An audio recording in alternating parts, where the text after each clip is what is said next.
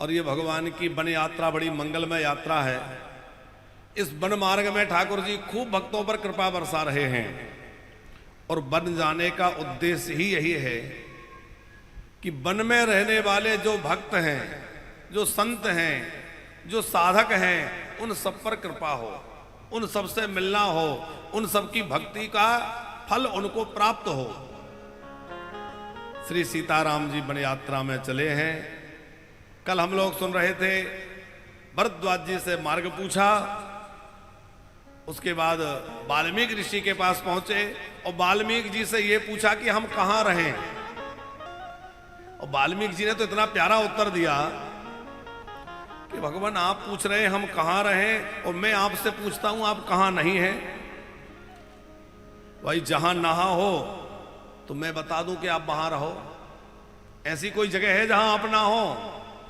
पूछो मोई कि रहा हूं कहां, मैं पूछत सक चाहूं और जहां ना हो तहां देहो कहीं तो वहीं दिखावा उठाऊं, जहां नहीं हो वहां बतला दो। ऐसी कोई जगह है जहां भगवान ना हो? अच्छा, ऐसा भी नहीं है कि कहीं ज्यादा हो और कहीं कम हो। भगवान ऐसा नहीं है कि वहां ज्यादा है यहां कम है, या यहां ज्यादा है वहां कम है, ऐसा भी नहीं है। हरि व्यापक सर्वत्र समाना, एक समान रूप से सब में विद्वान है। फिर आप कहेंगे कि जब सब जगह समान है तो फिर वृंदावन क्यों आए, फिर अयोध्या जी क्यों जाए?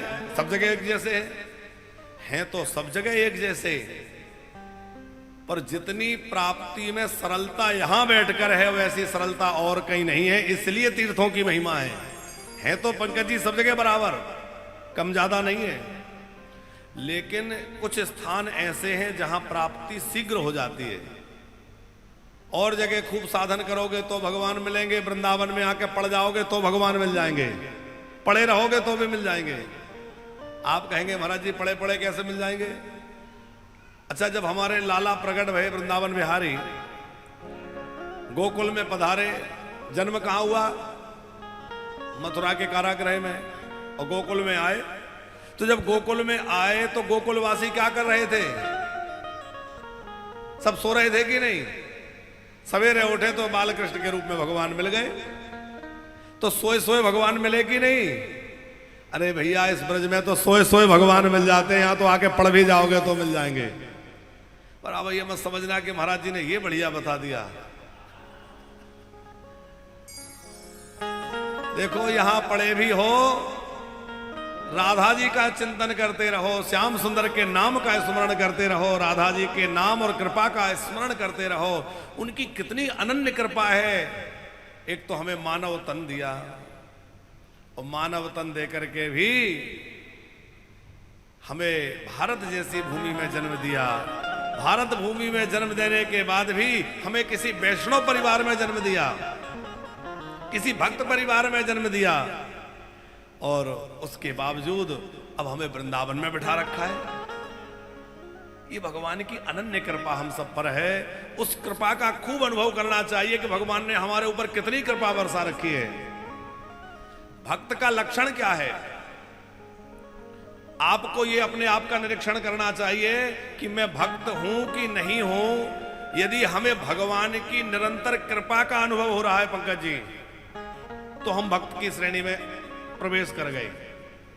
और हमें भगवान की कृपा में कमी नजर आ रही है।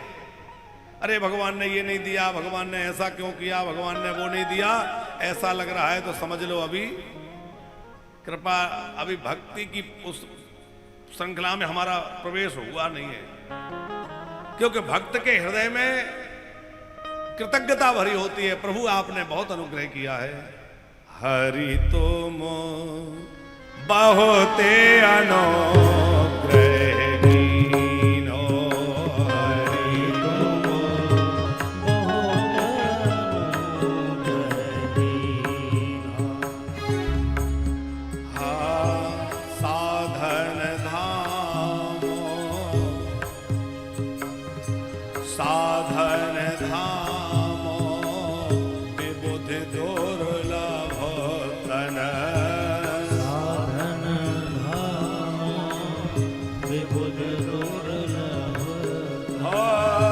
मोहि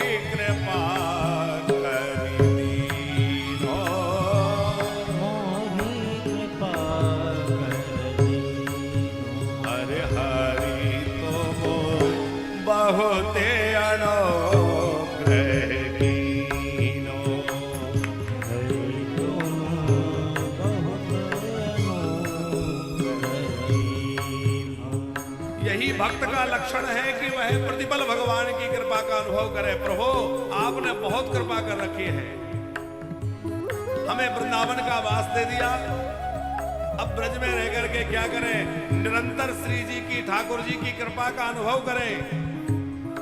हम पर आपने कितनी कृपा करी है, जो अपने धाम में बसा रखा है, अपने घर में बसा रखा है। अच्छा एक बात बताओ, वृंदावन क्या है? भगवान का घर है। आप जो है अपने घर में किसको रखेंगे? कुछ ऐसे मित्र होते हैं जिनको व्यक्ति बाहर का संबंध रखता है। पंकज जी बहुत ध्यान दीजिएगा, कुछ ऐसे मिलने वाले लोग होते हैं जिनसे केवल बाहर तक की दोस्ती होती है। होती है कि नहीं? बाहर ही मिल लिया, वहीं हमारा व्यवहार जो होना है हो गया, घर नहीं बुलाते। कुछ जो हमारे और विश्वसनीय और करीबी लोग होते हैं उनको हम अपने घर तो बुलाते हैं, लेकिन बरामदे तक, हाँ? वहीं बिठा करके, वहीं चाय नाश्ता करा करके, वहीं मिलजुल करके और वहीं से विदा कर देते हैं। कुछ और अंतरंग लोग होते हैं जो बड़े विश्वसनीय होते हैं, उनको हम अपने घर के अंदर तक बुलाते हैं। और कोई कोई ऐसे अभिन्न होते हैं जिनकी चूल्हे तक पहुंच होती है। होती है कि नहीं? तो सबकी अपनी अपनी अलग अलग स्थान है। अब यह वृंदावन भगवान का अपना घर है, इनका निज घर है कि नहीं?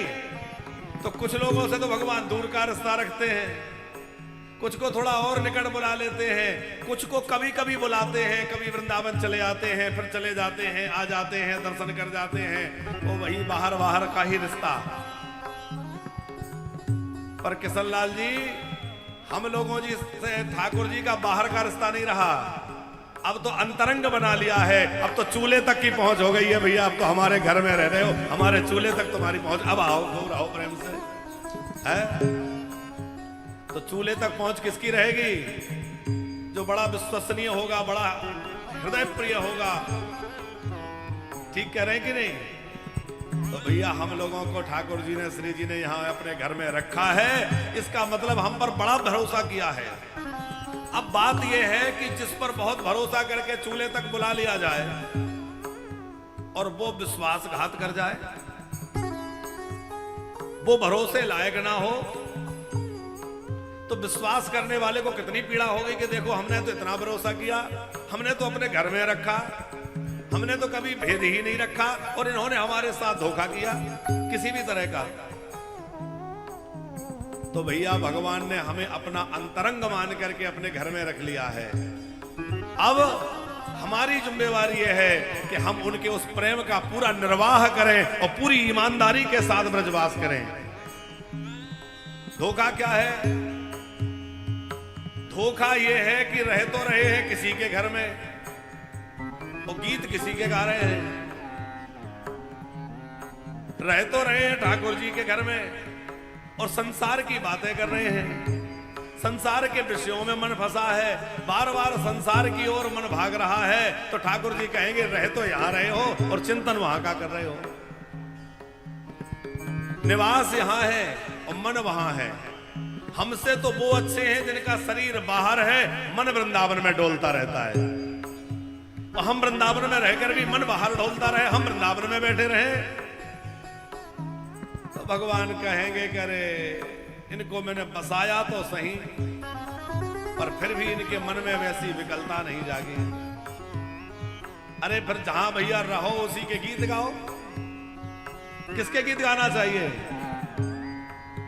बोले जिसकी खाएंगे उसकी बजाएंगे। तो भैया वृंदावन में पड़े हैं तो ठाकुर जी की खा रहे हैं, तो उन्हीं के गीत गाओ, बस उन्हीं का चिंतन करो, उन्हीं का मनन करो, उन्हीं का भजन करो, उन्हीं का स्मरण करो। संसार की चर्चा छोड़ दो, संसार की बातें क्यों करना? क्योंकि अब यदि और कुछ चर्चा करेंगे तो अब प्रिय ठाकुर जी को नहीं लगेगा। अब जब घर में बिठा लिया है तो घर जैसी चर्चा ठाकुर जी से करते रहिए। भारी भारी ओदर विषय को धायो, भरी भरी ओदर विषय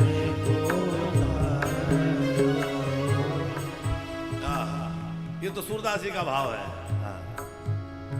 हरि तुम बहुत अनुग्रह कीनो, साधन धाम विबुध दुर्लभ तन मोहि कृपा करे दीनो। हरि तुम बहुत अनुग्रह कीनो, ताते कछु और मांगी हो, इतना मिलने पर भी और मांगता रहो, ये मेरी बड़ी मंद बुद्धि है। अरे प्रभु आपने बड़ी कृपा कर रखी है। श्री हरिराम व्यास जी जिनका चरित्र भी हम भक्तमाल में सुन रहे थे, उन्होंने क्या किया, जब ओरछा नरेश महाराज मधुकर शाह उनको वृंदावन से वापस लेवाने के लिए आए और हरिराम व्यास जी लौटने वाले नहीं थे, तो सोचा कि ये ऐसे तो नहीं लौटेंगे, पर इनके गुरुजी से कहें तो गुरुजी तो कृपा करेंगे। और राजा मधुकर शाह ने हरिराम व्यास जी के जो गुरुदेव श्री हरिवंश महाप्रभु, उनसे निवेदन किया, यहां रहेंगे तो अपना कल्याण करेंगे और यदि ओरछा में रहेंगे तो तमाम लोगों का कल्याण होगा, इसलिए उन्हें वापस भेज दीजिए। और जब वापस भेजने की बात कही तो गुरुजी ने स्वीकार कर ली। यह बात किसी व्यक्ति ने, किसी संत ने जाकर हरिराम व्यास जी से कह दी, तो हरिराम व्यास जी जो है क्या करते हैं, वृंदावन के वृक्षों से लपट लपट के रोते हैं, वृंदावन की भूमि में लेट जाते हैं, रज में लोट लगाने लगते हैं, अब भैया वृंदावन का वियोग हो जाएगा। और इतना ही नहीं पंकज जी, कालिख उठा करके अपने पूरे मुंह पे कालिख पोत ली। तो किसी ने पूछा कि ये क्या नाटक है, कालिख क्यों पोत ली? हरिराम व्यास जी ने कहा कि जो वृंदावन छोड़कर बाहर जाए उसका तो मुंह काला ही हो जाता है, इसलिए मैंने कालिख लगा ली कि भैया वृंदावन से बाहर जाना पड़ रहा है, क्योंकि गुरुजी की आज्ञा तो माननी पड़ेगी, और मैं वृंदावन से बाहर जाऊं तो मेरा मुंह तो काला ही हो गया। इनकी ये विकलता जब गुरुदेव भगवान को पता चली, उन्होंने कहा नहीं नहीं तुम कहीं नहीं जाओगे, तुम यहीं रहोगे, अब तुम्हें कहीं नहीं जाना है। हरि हम कावे होंगे ब्रजवासी, हरि हम कब होंगे ब्रजवासी, हरि हम कब होंगे ब्रजवासी, हरि हम कब होंगे ब्रजवासी। ठाकुर नंद किशोर हमारे, ठाकुर नंद किशोर हमारे, ठाकुरायन राधा श्री, ठाकुरायन राधा श्री, हरि हम कब होंगे ब्रजवासी।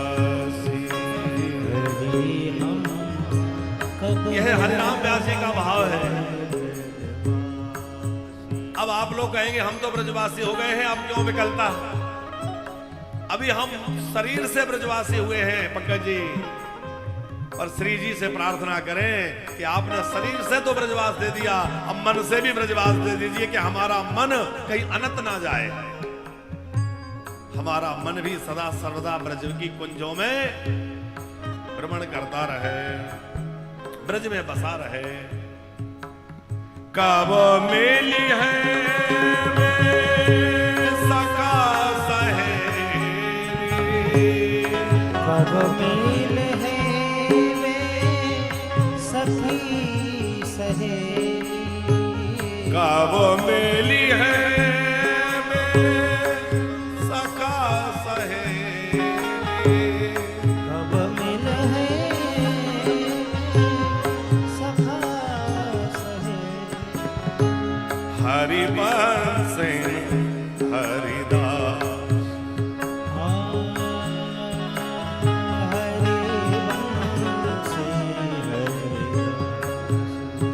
हरि हम कब होंगे ब्रजवासी, हरि हम कब होंगे ब्रजवासी। बंशी बटा की शीतल छैया, बंसी बटा शीतल छैया, बंशी बटा की शीतल छैया, बंसी बटा शीतल छैया, सुभग नदी यमुना से, सुभग यमुना से। हरि हरि हम कब होंगे ब्रजवासी, हरि हम कब होंगे ब्रजवासी। इतनी आस प्यास की पूजे बहो, इतनी आस प्यास की गुजरूं, वृंदावे पे न बिलासी, वृंदावन बिलासी। हरे हरि हम कब होंगे ब्रजवासी, हरि हम कब होंगे ब्रजवासी। हरे हरि हम कब होंगे ब्रजवासी, हरि हम कब होंगे कब होंगे, कब होंगे ब्रजवासी,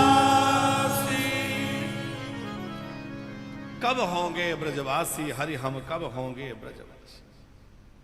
तो अब हम लोग आज भरत चरित्र और बड़ी लंबी यात्रा है और आज बैठने में विलंब भी हो गया, तो सीधा प्रसंग में चलते हैं। कल हम लोगों ने कहां तक कथा सुन ली, किस किस को याद है? कहां पहुंच गए राम जी? चित्रकूट में। राम जी चित्रकूट में जाकर विराजमान हो गए। बड़े आनंद से श्री सीता राम जी चित्रकूट में विराजे हैं। अब चित्रकूट में जाकर जब राम जी विराजमान हो गए तो माता जी, राम जी थोड़े गंभीर हैं। गंभीर क्यों हैं? शायद मन में सोच रहे होंगे कि मेरे अवधवासी मेरे वियोग में दुख पा रहे हैं, मेरे पिताजी मेरे वियोग में तड़प रहे हैं, तो अपने प्रियजनों को याद कर करके और श्री राम जी कुछ गंभीर हैं। पंकज जी, जानकी जी ने मन में विचार किया कि राम जी बड़े गंभीर हैं और मैं कुछ ऐसी चर्चा करूं कि जिससे राम जी जो है उनका ध्यान और कहीं लग जाए, कुछ संवाद शुरू हो। अब कुछ तो बातचीत होना चाहिए। तो जानकी जी राम जी के चरणों की ओर देखकर बोली, भगवान देखो, आपके चरणों से मेरे चरण ज्यादा सुंदर हैं। अब राम जी ने देखा कि बात तो ठीक ही है, पर इसमें कहने की क्या आवश्यकता थी? इसका मतलब है कि इनका भाव कुछ और है। राम जी समझ गए। राम जी ने कहा, नहीं नहीं किशोरी जी, ये आपका भ्रम है, आपके चरणों से मेरे चरण ज्यादा सुंदर हैं। अब राम जी कह रहे हैं मेरे चरण सुंदर है, किशोरी जी कह रही है मेरे चरण सुंदर है। अब निर्णय कौन करे? बोले निर्णय तो वही करेगा जो दोनों के चरणों की सेवा करते हैं। लक्ष्मण जी कुछ कंदमूल फल लेने गए थे। पंकज जी जैसे ही कंदमूल लेकर लक्ष्मण जी आए तो उनसे कहा, निर्णय करिए कि किसके चरण ज्यादा सुंदर हैं। लक्ष्मण जी बोले, सरकार मुझे इस दुविधा में क्यों डाल रहे हैं? अरे आपका आपसी मामला है, आप ही निपटाइए। बोले नहीं नहीं आप बताओ। तो लक्ष्मण जी ने किशोरी जी के चरणों में अपना सिर रख दिया और कहा कि यह चरण अधिक सुंदर है। जानकी जी बोली, देखा मैं कह रही थी मेरे चरण ज्यादा सुंदर हैं, आप तो मान ही नहीं रहे थे। लक्ष्मण जी बोले, माता जी बात तो ठीक है कि ये चरण ज्यादा सुंदर हैं, पर पता है ये चरण क्यों सुंदर हैं? क्यों? बोले ये चरण इसलिए सुंदर हैं कि ये चरण इन चरणों के पीछे चलते हैं। राम जी के चरणों में मस्तक रख दिया और कहा इन चरणों के पीछे चलते हैं, इसलिए ये चरण ज्यादा सुंदर हैं। अब राम जी खुश हो गए, देखो तो मैं तो पहले ही कह रहा था मेरे चरण सुंदर हैं। लक्ष्मण जी ने कहा प्रभु पता है आपके चरण क्यों सुंदर हैं? क्यों? बोले इसलिए आपके चरण सुंदर है क्योंकि आपका आचरण सुंदर है, और जिसका आचरण सुंदर होता है उसी के चरण सुंदर होते हैं। जिसका आचरण सुंदर नहीं होगा उसके चरण भी सुंदर नहीं होंगे। चरण सुंदर होने का मतलब है चरण वंदनीय होना। हमारे यहाँ गुरुजनों के, महापुरुषों के चरणों की पूजा होती है। क्यों? बोले उनका आचरण पवित्र होता है, और जिन गुरुजनों का आचरण पवित्र होता है उन गुरुजनों के ही चरणों की वंदना पूजा होती है। बड़ा आनंद है। राम जी जानकी जी एक वृक्ष के नीचे बैठे थे, पंकज जी, और वृक्ष के नीचे बैठे थे तो जानकी जी ने कहा भगवान आप देख रहे हैं इस वृक्ष पर एक लता लपटी हुई है। बोले हाँ। तो राम जी बोले, वो जानकी जी बोली कि ये लता कितनी भाग्यशाली है, ये लता कितनी भाग्यशाली है जो इतना सुंदर वृक्ष इसको मिला है जिस पर ये सहारा लेकर लिपटी हुई है। राम जी बोले नहीं नहीं जानकी, बात यह है कि ये लता भाग्यशाली नहीं है बल्कि ये वृक्ष भाग्यशाली है जिसको इतनी सुंदर लता ने पकड़ रखा है, इतनी सुंदर लता इस पर लपटी हुई है। अब जानकी जी कह रही है लता भाग्यशाली है, राम जी कह रहे हैं वृक्ष भाग्यशाली है। लक्ष्मण जी से कहा तुम बताओ।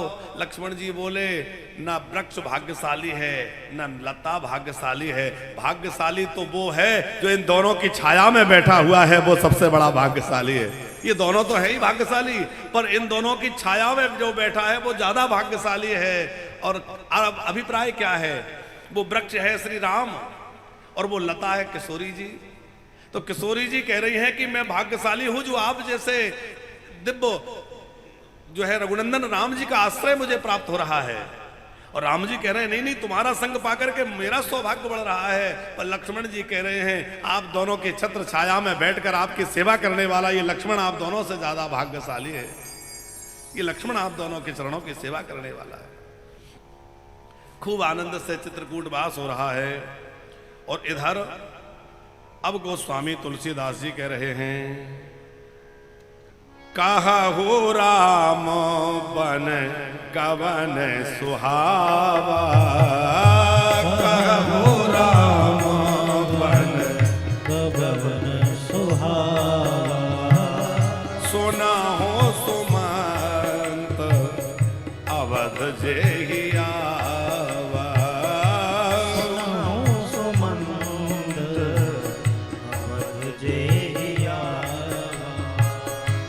सुनहो सुमंत्र अवध जेहि आवा, सुनहु सुमंत अवध जेहि आवा, हाँ सुनहो सुमंत्र अवध जेहि आवा, सुनहु सुमंत अवध जेहि आवा। अब राम जी जानकी जी लक्ष्मण जी तो पहुंच गए चित्रकूट। माता जी इधर सुमंत जी अभी भी वहीं बैठे हैं जहां राम जी छोड़कर गए थे। लौट करके निषाद राज आए तो उन्होंने देखा कि अभी भी रथ के पास में बैठे बैठे सुमंत जी रो रहे हैं। और सुमंत जी को रोता हुआ देख करके निषाद राज ने समझाया कि आप यहां बैठे हैं, आपको अयोध्या जाना चाहिए।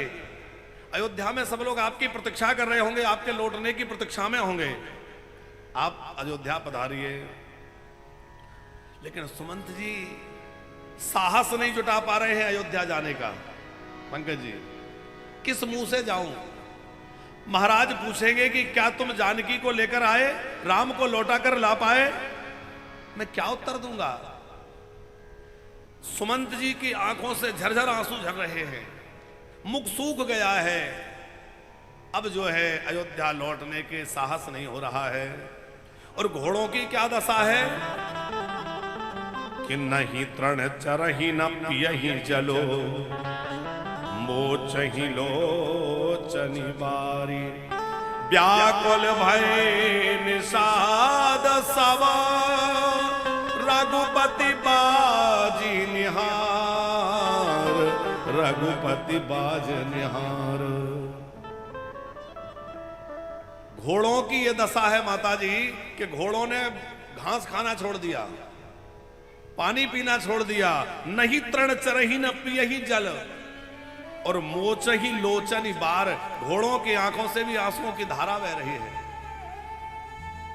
क्योंकि वो घोड़े सोचते हैं हमने अपनी पीठ पर राम जी को ढोया है, राम जी को उठाकर ले जाते थे, कितना आनंद होता था। पंकज जी, अयोध्या जी की यह घटना आपने सुनी होगी, अभी वर्तमान काल की, कुछ समय पूर्व की। श्यामा नाम की एक घोड़ी थी अयोध्या जी में। ये बहुत पुरानी बात नहीं है, अभी की बात है, कुछ समय पुरानी।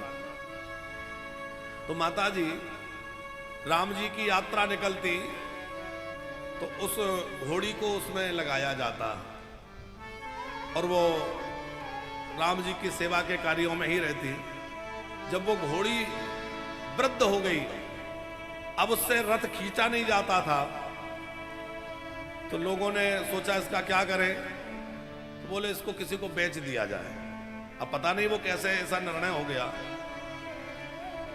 झांसी में रहने वाले किसी व्यक्ति ने वो घोड़ी खरीद ली।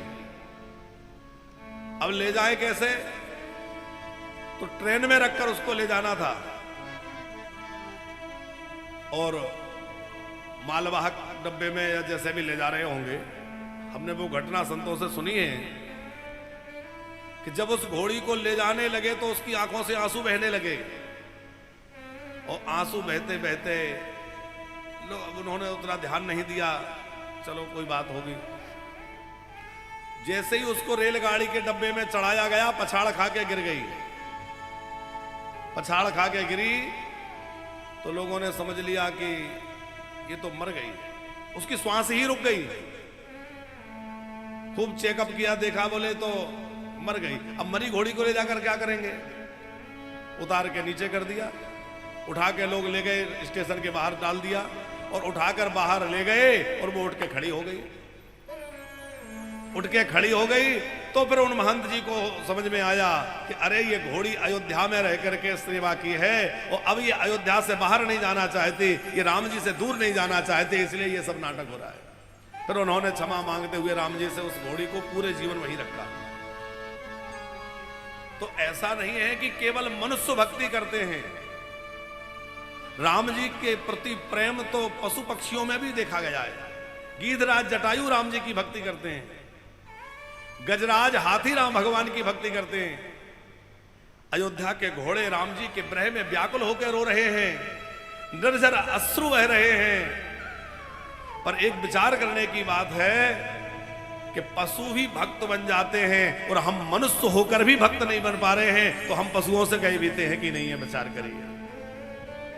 हमारा हृदय पशुओं से भी ज्यादा गया बीता है कि नहीं, जो ना रामचरित्र सुनकर हर्षित नहीं हो जाता है, जो भगवत चरित्र सुनकर के जिसका हृदय हर्षित ना हो जाए, वो हृदय पाषाण की तरह है।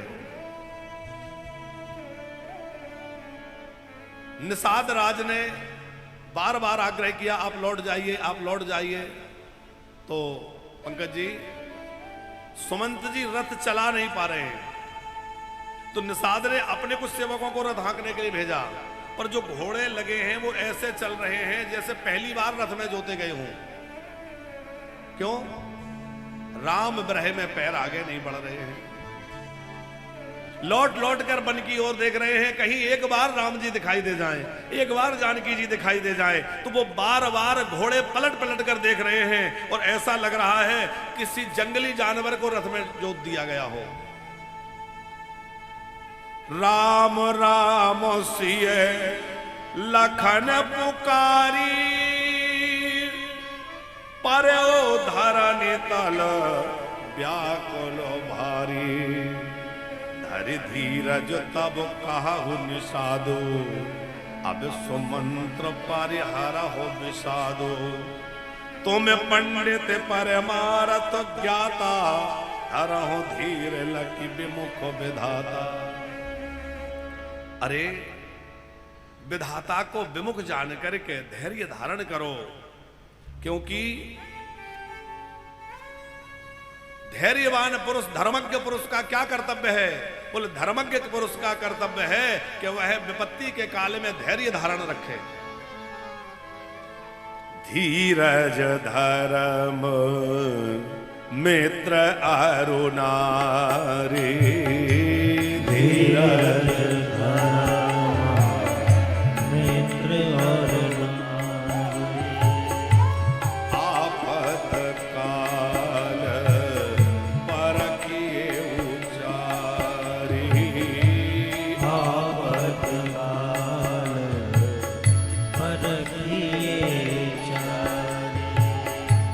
धीरज धर्म मित्र अरु नारी, धीरज धर्म मित्र अरु नारी।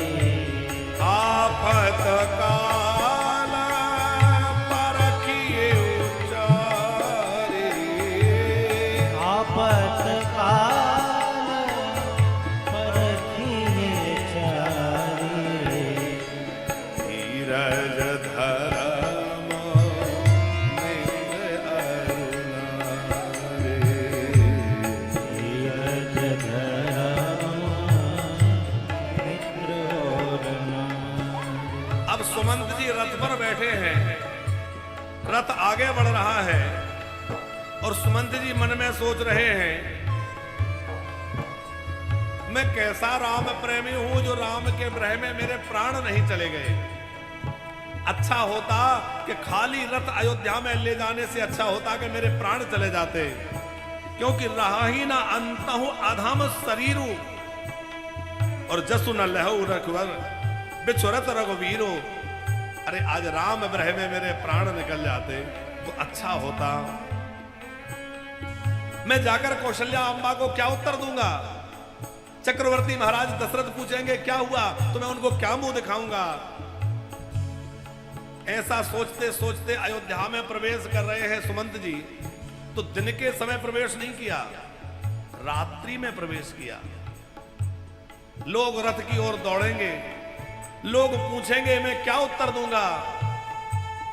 तो जैसे कोई कलंकी व्यक्ति लोगों के सामने आने से डरता है, उसी प्रकार सुमंत जी बड़े डरते हुए, छुपते हुए रात्रि के अंधेरे में अयोध्या में प्रवेश किए। पर लोगों के आंखों में नींद कहां थी? दिन रात राम जी के आगमन की प्रतीक्षा लोगों को थी। अवधवासी दौड़ पड़े, रथ आ गया है, सुमंत जी आ गए हैं, पर रथ में तो पर्दे डले हुए हैं।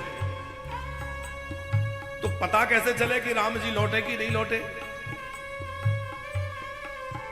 रथ पे पर्दे लगे हुए हैं, लेकिन प्रजा समझ गई कि रथ जो है सूना है। कैसे समझ गई? घोड़ों की दशा देखकर, सुमंत जी की दशा देखकर यह स्पष्ट हो रहा है कि रथ सूना है। यदि राम जी रथ में होते तो ये घोड़े प्रसन्नता से भरे होते, सुमंत जी आनंदित होकर आ रहे होते। पर सुमंत जी जो है वह बहुत दुखी दिखाई दे रहे हैं, घोड़ों के आंखों से आंसू बह रहे हैं। इसका अभिप्राय है कि राम जी नहीं लौटे, लक्ष्मण जी नहीं लौटे। और जैसे ही महल में प्रवेश किया, अयोध्या नरेश महाराज दशरथ को पता चला सुमंत आए हैं। सुमंत, कहां है मेरा राम, कहां है जानकी, लक्ष्मण कहां है, कहां है? कऊ सुमंत्र कहा राम। सुमंत जी ने सारा वृतांत सुनाया, निषाद राज से कैसे भेंट हुई, कैसे उन्होंने अपनी सुंदर जटाओं, बालों की जटाएं बना ली। सब सुनकर के गंगा पार कैसे हुए राम जी सब सुना। और माता जी दशरथ जी को एक आशा थी कि लौट कर आएंगे। अब दशरथ जी अधीर हो गए, बार बार भूमि पर गिरते हैं, फिर उठकर खड़े होते हैं, फिर गिर जाते हैं। कहा कौशल्या, भरत का ध्यान रखना, क्योंकि भरत हमारे कुल का दीपक है। राम तो मणि है, रघुकुल मणि, और मणि जो है वो आंधी आने पर भी बुझती नहीं है, लेकिन दीपक जो है वो थोड़े से झरोके से बुझ जाता है। भरत हमारा कुल दीपक है, और इस अयोध्या में आई हुई आंधी से हमारा वह कुल दीपक कहीं बुझ ना जाए। भरत का बहुत ध्यान रखना। और उसके बाद महाराज दशरथ कह रहे हैं, महारानी तुम्हें कुछ दिख रहा है? बोले नहीं महाराज। दशरथ जी बोले, मुझे श्रवण कुमार के बूढ़े माँ बाप दिखाई दे रहे हैं। श्रवण कुमार के बूढ़े माँ बाप जो मुझे श्राप दिए थे, उस समय रोते रोते उन्होंने कहा था तुम्हें भी पुत्र के वियोग में तड़प तड़प के प्राण देना होगा। लगता है वह अवसर आ गया, वो समय आ गया। कौशल्या जी समझा रही हैं, महाराज महाराज व्याकुल मत होइए, महाराज रोइए मत। दशरथ जी कह रहे हैं, कौशल्या जब राजा भरत बने तो खूब संतों का भंडारा करना, खूब प्रेम से भरत का राज तिलक करना, उत्साह से भरत को राजगद्दी पर बिठाना, और उसका बहुत ध्यान रखना। अब मेरे जाने का समय आ गया है। और दशरथ जी महाराज कह रहे हैं, महारानी कैकेयी को मेरे शरीर को स्पर्श मत करने देना। इस पापिन के कारण मेरे राम मुझसे दूर चले गए, इस पापिन को मुझसे दूर रखना। कौशल्या समझा रहे हैं, महाराज दशरथ बार बार भूमि पर गिरते हैं। हा रघुनंदन प्राण प्रीते, तुम बिन जियत बहुत दिन बीते। हा राम हा राम हा राम पुकार रहे हैं। हा जाने के लखन हारा घोबर, हा जान के लखन हार घोबर। हा पीतु हित चित जाता कजल धर। हा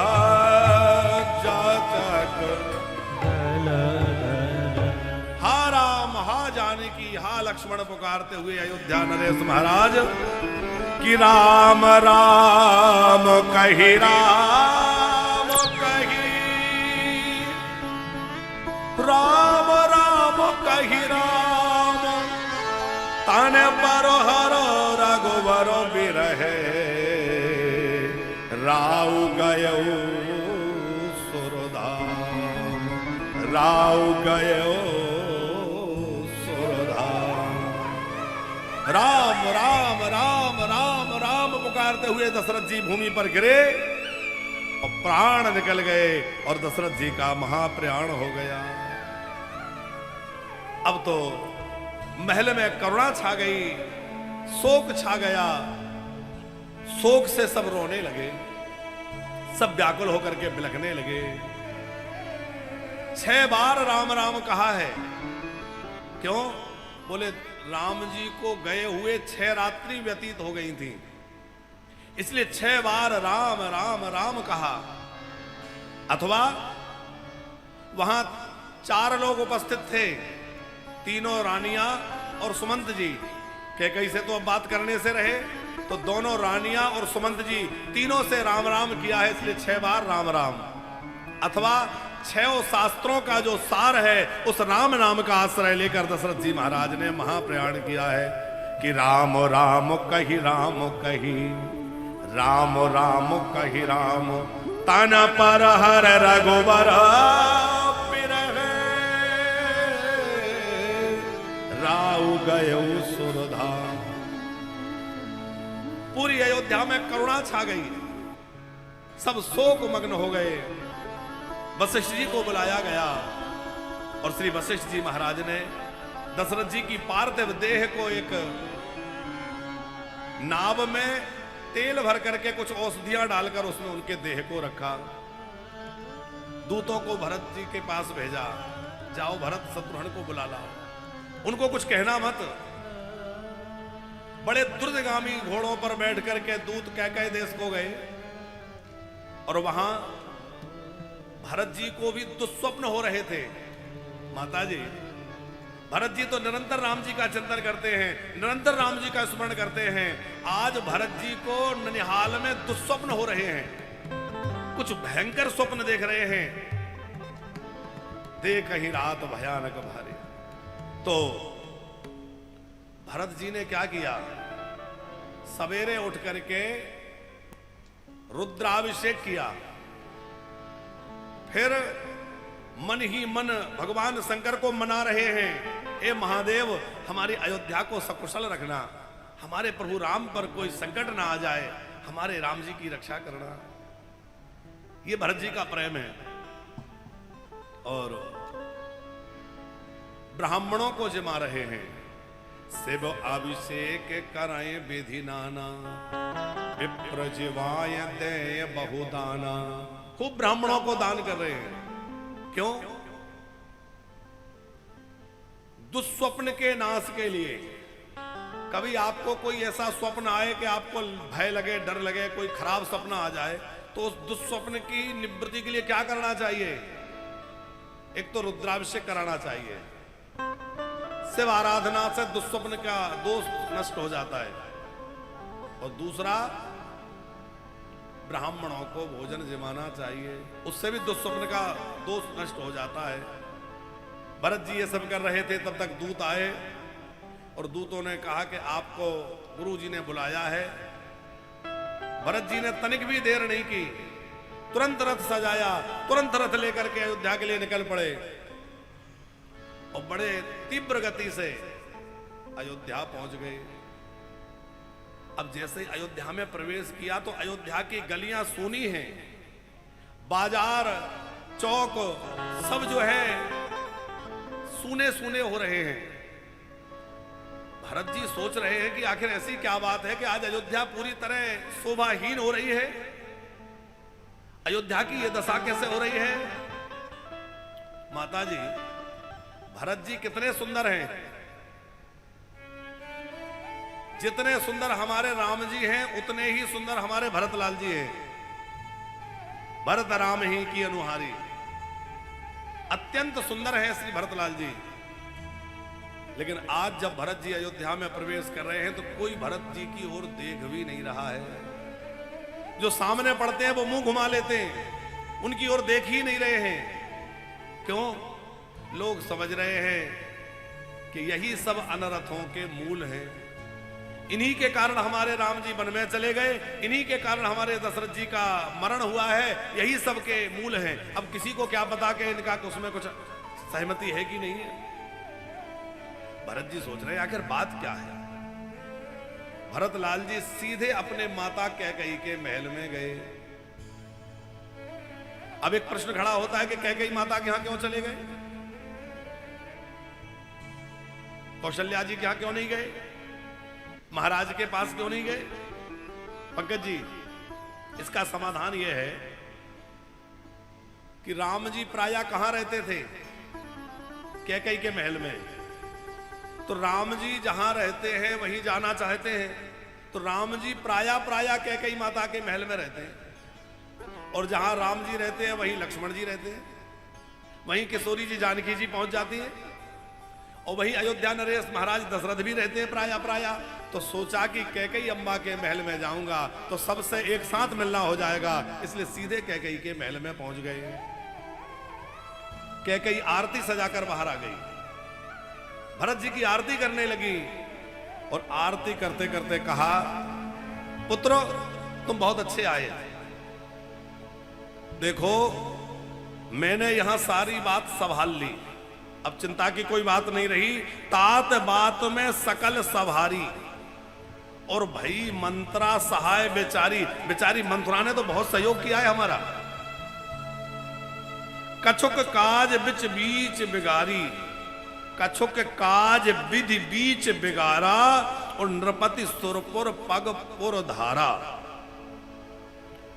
विधाता ने थोड़ा काम बिगाड़ दिया। क्या? बोले दशरथ जी जो है वो स्वर्ग चले गए। अब आप देखिए पंकज जी, कैकेयी जो कह रही है वही हम लोग भी प्राय करते हैं। कुछ अच्छा हो गया तो हमने किया, और बुरा हो गया तो भगवान ने किया। तात बात में सकल संभारी, मैंने तो सारी बात संभाल ली थी, मैंने तो बहुत अच्छा किया था। लेकिन कछुक काज विधि बीच बिगाड़ा, विधाता ने कुछ काम बिगाड़ दिया। हम लोगों का भी यही भाव रहता है कि जो बिगड़ गया वो तो भगवान ने बिगाड़ दिया, और जो संभल गया वो हमने संभाल दिया। पर होना यह चाहिए कि जो बिगड़ गया वो हमारे दोषों से बिगड़ गया, और जो बन गया वो भगवान की कृपा से बन गया। भैया भगवान ने ही बना दिया। ये भाव जीवन में रहना चाहिए। और जैसे ही दशरथ जी के मरण की बात सुनी, तो दशरथ जी के मरण की बात सुनकर के, महाराज के सुरपुर की बात सुनकर के, और श्री भरतलाल जी व्याकुल हो गए। पछाड़ खाकर भरत जी भूमि पर गिर पड़े। हा पिताश्री, हा पिताश्री, हा पिताश्री, रोने लगे। तात तातो हा तात पुकारी, परे भूमि तले व्याकुल भारी। व्याकुल होकर के भूमि पर गिर गए। और भरत जी कह रहे हैं, पिताजी आपने मरते मरते मेरा हाथ राम जी के हाथ में क्यों नहीं दिया? आप बिना मुझे दर्शन दिए कैसे चले गए? मुझे राम को सौंपे बिना आप कैसे चले गए?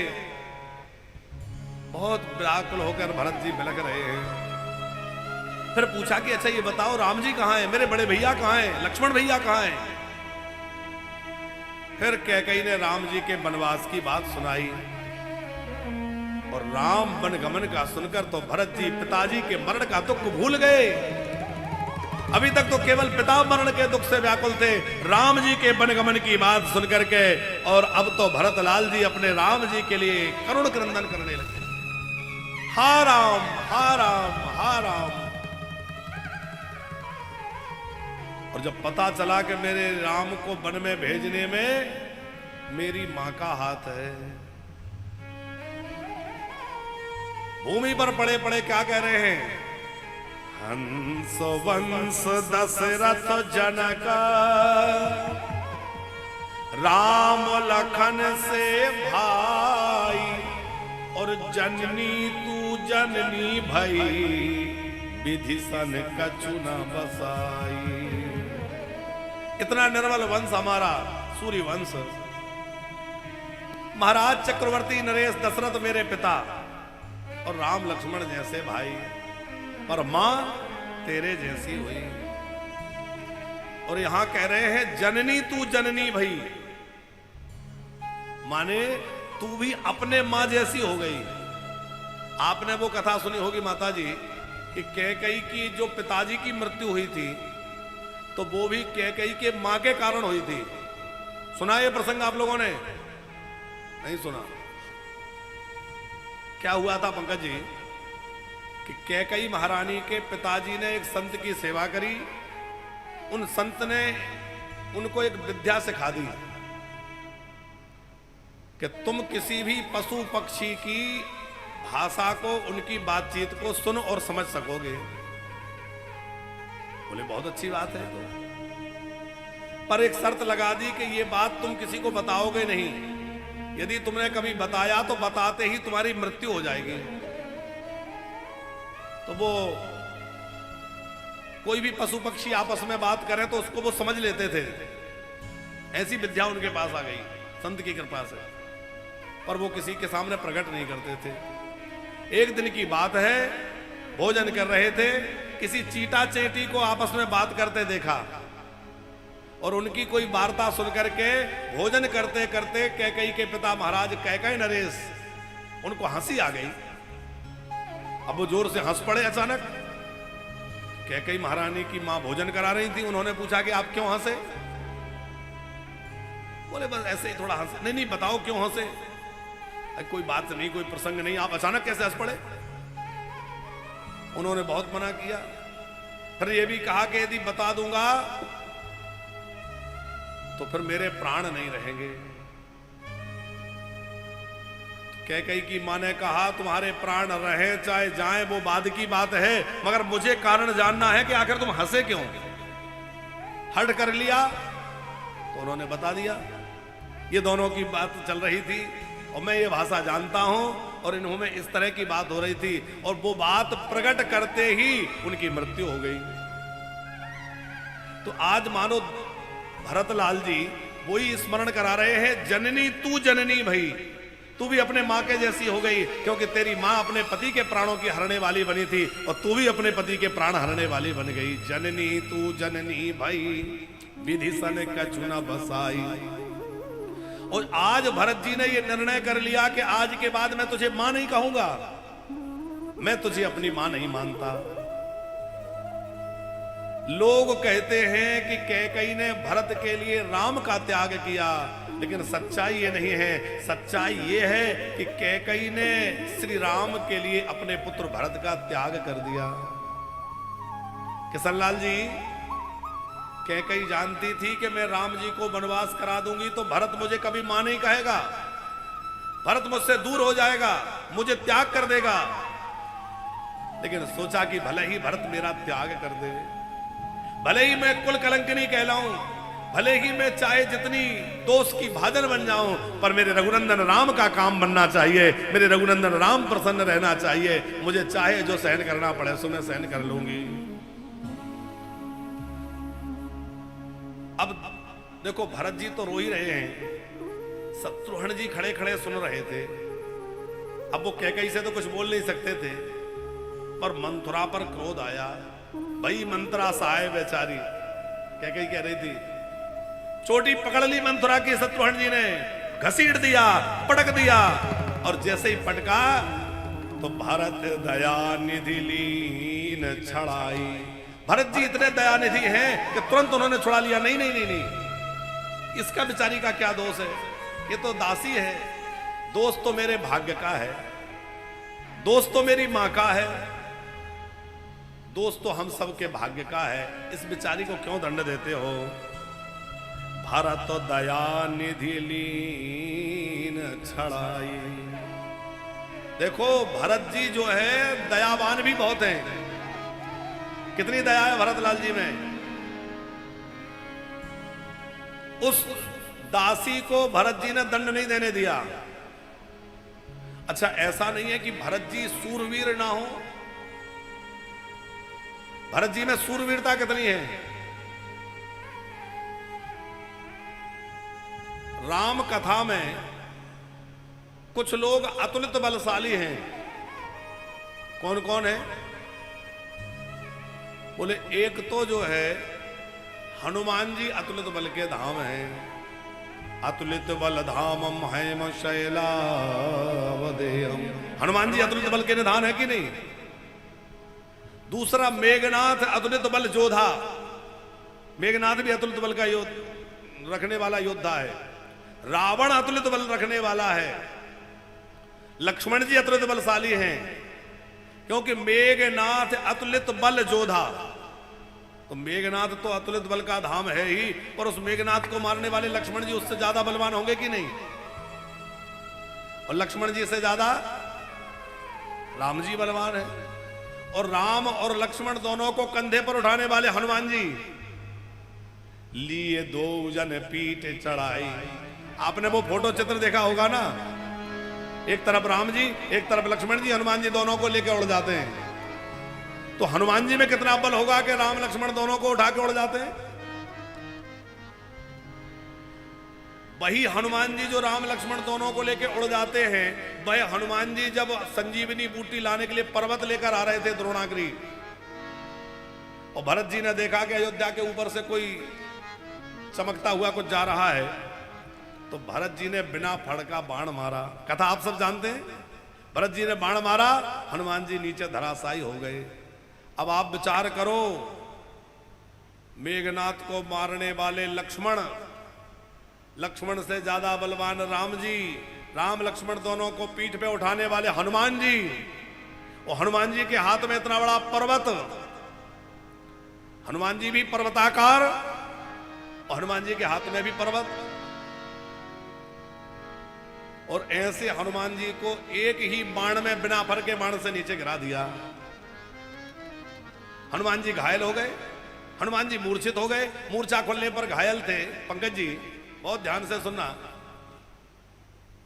तो भरत जी ने जब जाना कि ये तो राम प्रेमी हैं, राम भक्त हैं, तो भरत जी ने कहा कि यदि मैं मन वाणी से राम जी का भक्त हूं तो ये वानर राज एकदम स्वस्थ हो जाएं। इतना कहते ही हनुमान जी एकदम स्वस्थ होकर खड़े हो गए। मूर्छित हो गए थे, और जैसे ही भरत जी ने कहा कि यदि मैं मन वाणी से राम जी का भक्त हूं तो ये स्वस्थ हो जाए, हनुमान जी स्वस्थ हो गए। माताजी हनुमान जी स्वस्थ तो हो गए, पर जो है विचार में पड़ गए, संकोच में पड़ गए। किस बात के? कि जैसे इनको भरोसा है वैसा भरोसा मेरा नहीं है। मेरे मूर्छित होने पर इन्होंने कह दिया कि यदि मैं राम प्रेमी हूं तो ये स्वस्थ हो जाएं, और मैं पर्वत लेने ना जाता, और वहीं लक्ष्मण जी जहां मूर्छित पड़े थे वहीं खड़े होकर मैं कह देता कि ये मैं सच्चा राम भक्त हूं, तो लक्ष्मण स्वस्थ होकर खड़े हो जाएं, तो संजीवनी बूटी लेने जाने की आवश्यकता ही क्या पड़ती। ठीक है कि नहीं? पर मेरे अंदर कुछ कमी भरोसे में रही होगी, तो हनुमान जी भी सच्चा गए भरत जी के सामने। और फिर भरत जी ने कहा कि यदि आपको जल्दी जाना है तो आप मेरे बाण पर बैठ जाइए, और मैं आपको क्षण भर में इस पर्वत के सहित रामादल में भेज दूंगा।